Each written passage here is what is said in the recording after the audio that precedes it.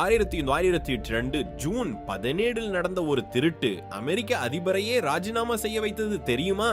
Watergate கட்டிடத்தில் 5 பேர் வியாபாரிகள் போல் வேடமிட்டு உள்ளே நுழைந்தார்கள். அவர்களின் இலக்கு ஜனநாயக கட்சியின் அலுவலகம். முன்னாள் CIA ஏஜென்ட்டுகள், அதிநவீன கேட்கும் கருவிகள். ஜனாதிபதி நிக்சனின் மறுதேர்தல் பிரச்சாரத்திற்காக ரகசிய ஆவணங்களை புகைப்படம் எடுக்க வந்திருந்தார்கள். எல்லாம் சரியாக போய்கொண்டிருந்தது. ஆனால் ஒரு சிறிய தவறு அவர்களை அழித்தது. கதவு பூட்டுகளில் டேப்பை கிடைமட்டமாக ஒட்டினார்கள். செங்குத்தாக ஒட்டியிருந்தால் யாருக்கும் தெரியாது. ஆனால் கிடைமட்டமாக இருந்ததால் வெளியே தெரிந்தது. பாதுகாப்பு காவலர் பிராங்க் வில்ஸ் கவனித்தார். டேப்பை அகற்றினார். 1 மணி நேரம் கழித்து வந்தபோது மீண்டும் டேப் இருந்தது. உடனே போலீஸை அழைத்தார். திருடர்கள் கைது. கேமரா, லாக் பீக், நிக்சனின் பிரச்சார நிதியில் இருந்து வந்த ரூபாய் நோட்டுகள் எல்லாம் கைப்பற்றப்பட்டது. 2 வருட விசாரணை, ரகசிய ஒலிப்பதிவுகள், மறைப்பு சதி. ஒரு சிறிய டேப் அமெரிக்க வரலாற்றையே மாற்றிவிட்டது.